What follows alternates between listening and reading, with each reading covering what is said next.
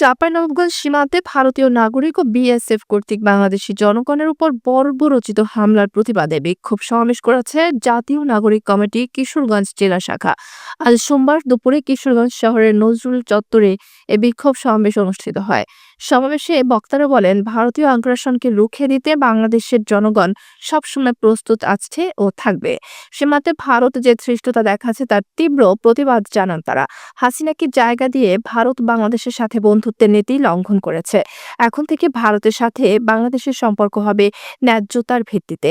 সীমান্তে যে কোনো প্রহসন রুখে দিতে দেশের জনগণ আর কোনো আপোস করবে না বলে মন্তব্য করেন তিনি।